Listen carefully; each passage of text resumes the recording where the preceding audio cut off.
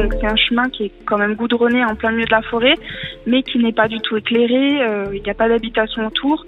Donc voilà, quand on y passe, on ne se sent pas vraiment en sécurité, on n'a qu'une hâte, c'est de finir en fait cette grande ligne droite pour arriver jusqu'aux habitations, voilà, au cas où il pourrait arriver un jour un malheur comme il est arrivé à Victorine malheureusement.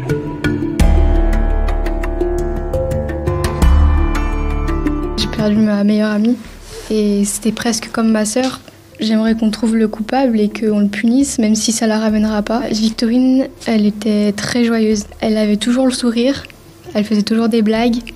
Elle était très humaine, elle était très craintive, parce qu'elle avait peur justement qu'elle se fasse arrêter par des voitures ou quoi, ou draguer par des garçons dans la rue. Donc c'est pour ça que beaucoup de gens disent qu'elle a pu monter avec quelqu'un en voiture, mais elle l'aurait jamais fait. Elle aurait dit non.